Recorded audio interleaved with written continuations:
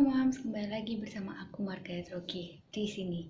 Di video kali ini aku akan sharing dan berbagi pengalaman aku tentang waktu proses aku selama bersalin atau pas lahiran dari awal sampai detik-detik lahiran sampai lahir dan berapa hari aku di sana. Aku mau sharing tentang pengalaman aku lahiran di rumah sakit. Nah, kalian tahu sendiri kalau sekarang itu memang situasinya COVID-19. Jadi ada corona atau ada pandemi corona atau COVID-19 ini. Jadi memang prosedurnya itu beda sama bersalin yang biasa-biasanya. Kalau biasa-biasanya kan paling kita cek kesehatan biasa, cek kesehatan ibu, HB, cek-cek yang standar seperti itu. Tapi kalau misalnya di dalam COVID-19 ini, lagi ada pandemi corona ini, itu ada sedikit perbedaan sebelum bersalin, sebelum kita masuk ke rumah sakit. Nah, kalau pengalaman aku sendiri, aku kemarin itu lagi periksa di 39 week. Jadi pas aku lagi periksa kandungan ke dokter biasa rutin, kan biasanya kalau udah di atas 37 ya, itu kadang ada dokter yang menyarankan untuk 2 minggu sekali datang. Ada juga yang kalau misalnya sudah lebih dekat masa PL-nya itu setiap minggu itu datang. Jadi aku habis datang di minggu 38, lalu aku datang lagi di minggu 39. Ternyata pas kedatangan aku di minggu 39 itu, aku sudah pembukaan 2. Makanya dokter dan rumah sakit menyarankan untuk aku segera booking kamar untuk mungkin lahiran hari ini, besok, atau kapan. Lalu aku juga sudah cek juga. Jadi yang diperluin waktu kita lagi pandemi itu adalah pertama kan pasti cek jantung, kira-kira itu jantungnya bagus atau enggak, karena memang aku kan berencana untuk melahirannya normal. Lalu cek juga kayak tes darah dan sebagainya, cek HB-nya itu cukup atau enggak. Terus aku juga ya pokoknya ambil darah begitu, karena kita nggak tahu misalnya lagi proses lahiran normal itu tiba-tiba kita itu pingsan yang mengharuskan kita sesar atau apalah, ada misalnya komplikasi-komplikasi yang bikin kita butuh darah tambahan. Jadi makanya kita itu perlu adanya cek darah dan lain-lain. Ada juga yang cek darah dilakukan biasanya beberapa bulan sebelumnya untuk kayak prepare. Kalau aku udah dari beberapa bulan sebelumnya. Abis itu aku ada rekam jantung bagus atau enggak. Abis itu aku juga ada swab. Jadi bukan cuman rapid test gitu yang pakai darah sedikit di PCR atau apa, tapi lebih kayak PCR gitu. Jadi beneran yang di swab, yang dimasukin di hidung pakai ditusuk begitu ya.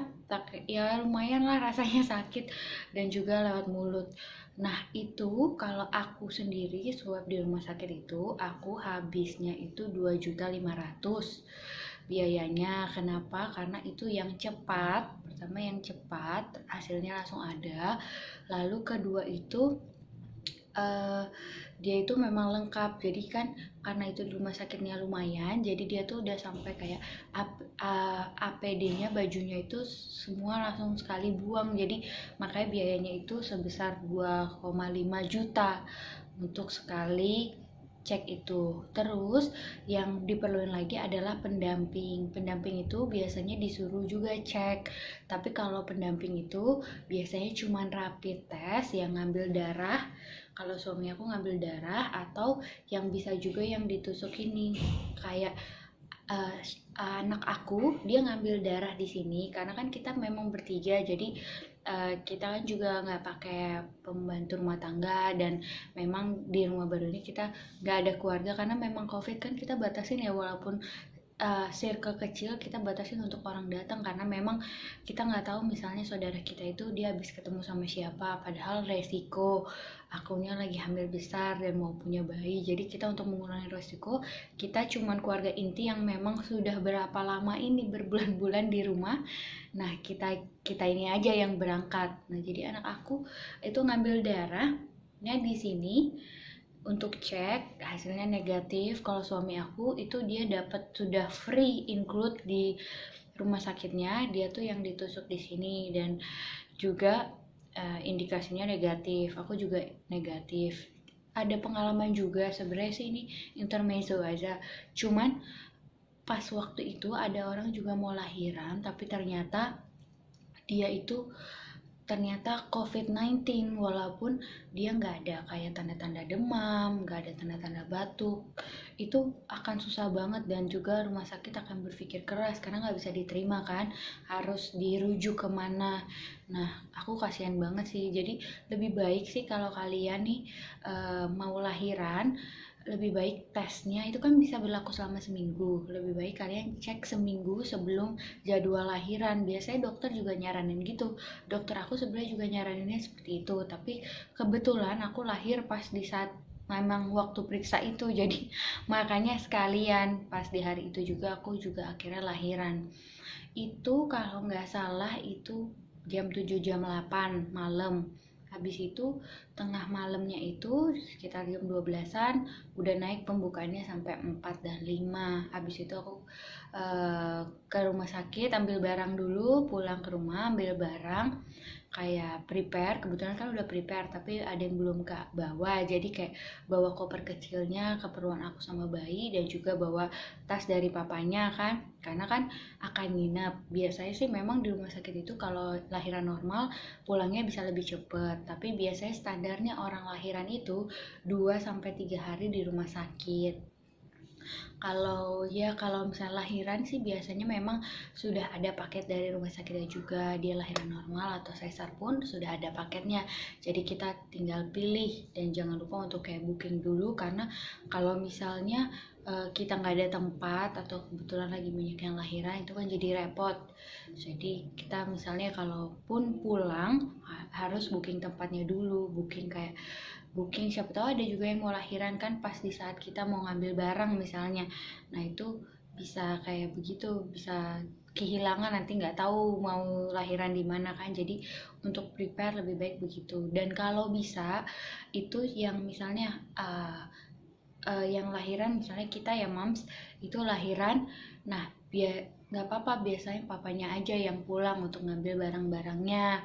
Kalau memang lahiran normal kan suka secara tiba-tiba bisa ada di mana aja, jadi kita nggak harus ikut pulang. Biasanya kita juga ada ruang tunggu kayak kamar tunggu sebelum akhirnya ke ruang bersalin, karena eh, dalam situasi COVID-19 ini, di corona ini kita nggak bisa langsung ke kamar, jadi kita harus nunggu hasilnya itu, hasil labnya gimana.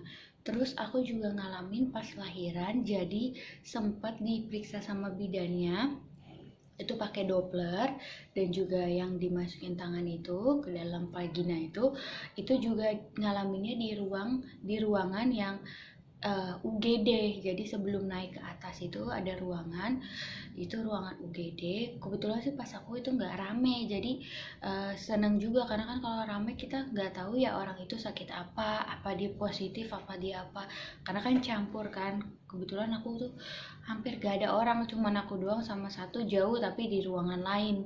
Nah jadi beruntung juga, akhirnya nunggu sekitar kayak gak sampai 2 jam sih ya. Akhirnya ke atas udah lihat, karena kan aku sudah cek sebelumnya kan, kayak udah jam 7 jam 8 itu aku udah cek hasil swabnya ternyata negatif, tapi tunggu keluarga aku kan, tunggu suami, tunggu hasil anak.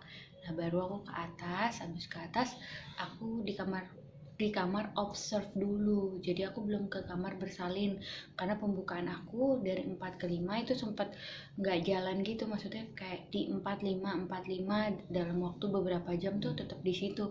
Akhirnya aku di ruang observe untuk kayak di observe. Habis itu aku juga sempat nge-gym ball di sana. habis ngejimbol, akhirnya prosesnya itu lanjut lagi, dicek per berapa jam, per 2 jam sama bidannya. Akhirnya aku proses lahiran normal. Puji Tuhan itu lancar. Habis itu aku baru pindah ke kamar bersalin. Nah, di kamar itu juga aku akhirnya makainya itu cuma 2 hari. Jadi hari besoknya sore aku sebenarnya bisa pulang. Tapi karena suami aku juga pengennya itu lebih firm gitu, jadi akhirnya aku pulangnya tuh di hari ketiga pagi.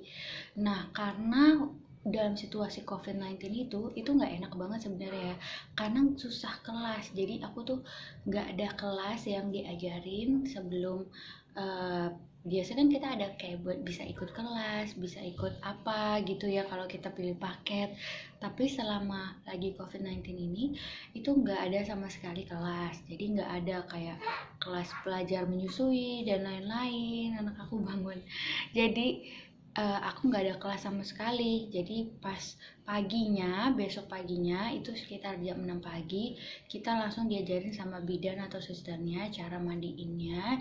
Cepet aja begitu, sekalian mandiin sama cara bedong. Habis itu diajarin dilihat sama dokter menyusui pas pagi kunjungan dokter. Jadi bener-bener nggak ada kelas yang kita bisa tonton gitu dari berapa hari sebelumnya pun itu nggak ada sama sekali. Tapi abis itu pas selama lahiran pun keluarga sih pada pakai masker. Kalau aku sih sejujurnya itu antara pakai masker atau nggak pakai masker, karena itu pengap banget. Aku kan udah mau lahiran, jadi nafas itu udah mulai sesak. Jadi selama proses aku lahiran, nggak kata orang kan ada yang bilang lahiran kita harus pakai masker juga, nggak begitu banget. Mungkin orang-orang sekeliling kita, bidan, dokter semua pakai masker, bahkan dokter pakai APD lengkap yang untuk kayak COVID gitu kan, untuk kayak prevent lah mungkin. Tapi aku sendiri pun pas lahiran itu nggak pakai masker. Cuma pas lagi proses kayak aku jalan-jalan pembukaan, aku kan jalan-jalan ke rumah sakit, aku sih pakai yang kacamata face shield gitu supaya lindungi aja, karena kan di situ juga banyak orang-orang lain kan. Walaupun orang-orang lain juga ada yang pakai masker, ada yang masker sama face shield, tapi aku sih pakai kacamata face shield aja, aku nggak pakai masker karena aku sendiri udah sesak napas gitu. Jadi aku lebih ke hindari ke orang. Di situ juga orangnya sedikit, aku juga udah ada ruangan sendiri.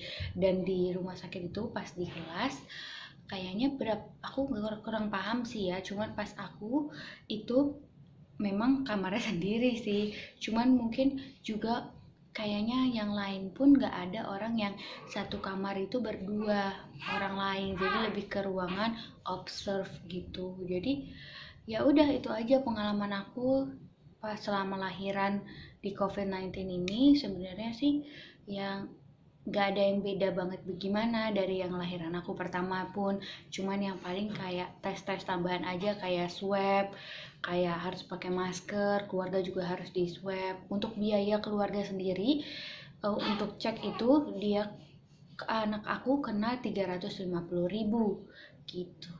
Jadi ya udah, kalau suami aku gratis dari paket rumah sakitnya. Itu aja sharing dari aku, semoga ngebantu kalian. Oh ya, setelah anak aku lahir pun, anak aku nggak harus dipakein face shield yang khusus bayi gitu kok, boleh dibawa pulang biasa aja, cuman harus aware aja sama orang-orang lain. Jadi aku langsung abis lahiran diantar suster sampai lobi, mobil harus langsung udah sampai, jadi nggak terlalu lama di lobi, jadi nggak banyak virus atau nunggu, karena kan itu mau gimana pun itu ruangan kedap kan, jadi kita harus lebih hati-hati dan aware. Gitu aja sih pengalaman dari aku, semoga ngebantu kalian yang mau lahiran di masa COVID-19 atau pandemi ini. Oke, semoga membantu. Jangan lupa untuk komen di bawah ini kalau kalian mau tanya-tanya seputar lahiran, atau mungkin mau tanya aku lahiran di mana atau gimana. Kalian bisa tanya-tanya di bawah ini. Untuk kayak biaya lahiran juga tetap sama aja, cuman kayak biaya tambahan yang swab aja. Tapi setiap rumah sakit itu beda-beda, ada yang harus swab, ada yang cuma rapid atau apa. Itu ikutin aja prosedurnya, atau tanya pas lagi periksa check up di minggu-minggu sebelumnya. Itu aja dari aku, semoga ngebantu kalian. Jangan lupa like, comment, dan subscribe. See ya moms.